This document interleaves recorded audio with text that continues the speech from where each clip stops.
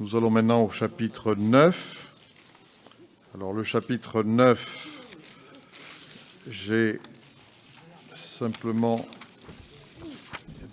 deux délibérations qui sont inscrites.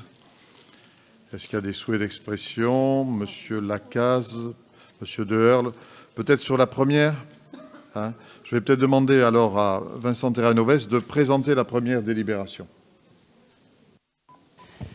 Merci, Monsieur le Président. Cette délibération, elle concerne la réglementation que nous souhaitons mettre en œuvre pour les conteneurs enterrés, dont on sait que c'est souvent l'objet de dysfonctionnements, d'amas de détritus et de déchets. Et puis, il y a des questions qui se posent quant à l'entretien, notamment au renouvellement de ces conteneurs enterrés.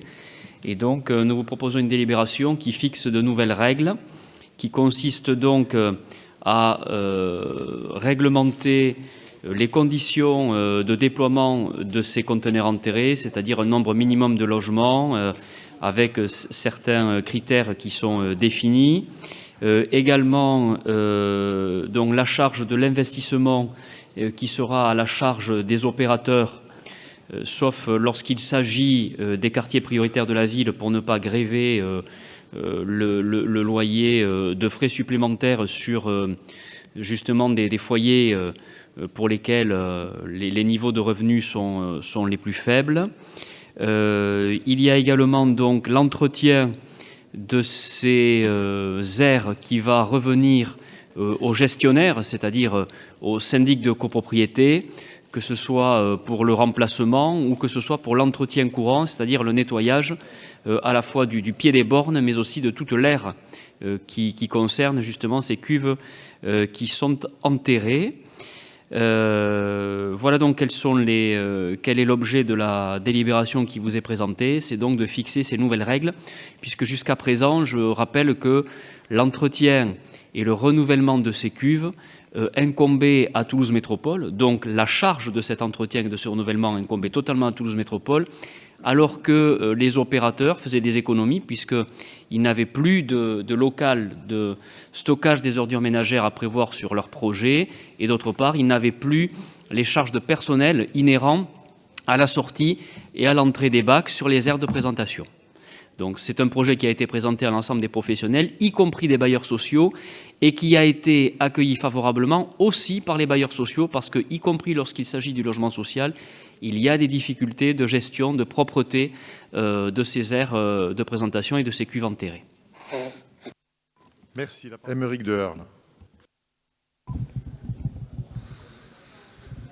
Monsieur le Président, Mesdames et Messieurs les conseillers, chers collègues, nous approuvons totalement le changement opéré consistant à faire porter l'investissement par le parc privé et les bailleurs sociaux dans les ZAC et en dehors des quartiers prioritaires de la ville et de renouvellement urbain. Par contre, si vous indiquez bien que ces conteneurs devront être en accessibilité totale aux personnes à mobilité réduite, on trouve aussi sur certaines pages la mention de la possibilité de s'adapter aux normes PMR et non pas l'obligation. Il est écrit que l'accessibilité des bornes aux personnes handicapées devrait être assurée sur un côté du conteneur enterré au moins. Il serait souhaitable de soumettre ces documents au domaine handicap, car sur cet exemple, l'accès sur un côté du conteneur n'apportera rien à une personne handicapée si le côté de l'accès n'est pas celui de l'ouverture. Alors, cela paraît évident, mais il pourrait être utile de le préciser. Par ailleurs, s'il nous apparaît souhaitable d'équiper ces poubelles de pédales pour l'ouverture, il est nécessaire qu'une ouverture manuelle en position basse reste possible, notamment pour les personnes en fauteuil roulant. Enfin, nous souhaiterions attirer votre attention sur le fait que les tambours sont prévus pour des capacités de 80 litres ou 110 litres. Il serait souhaitable, dans tous les cas, des tambours de 110 litres afin de pouvoir être compatibles avec tous les différents types de sacs, certains étant plus larges, d'autres plus hauts, ce qui ne rentre pas toujours dans une contenance de 80 litres et peut contribuer aux incivilités que l'on constate avec des sacs posés à côté des conteneurs. Je vous remercie.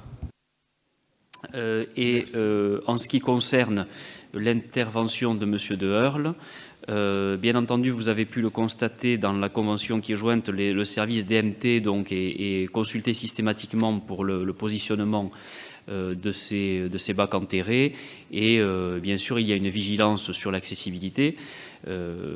D'ailleurs, vous avez pu constater qu'on privilégie une implantation en domaine privé Et si par hasard on s'apercevait qu'une implantation en domaine privé n'était pas possible, notamment pour ces questions d'accessibilité ou de contiguïté des lieux, on a intégré quand même dans la Convention qu'il y a une possibilité d'étudier, si Toulouse Métropole et le service DMT le jugent nécessaire, une implantation sur le domaine public, justement pour notamment ces questions relatives à l'accessibilité. Voilà, donc là-dessus, le travail sera fait en conséquence.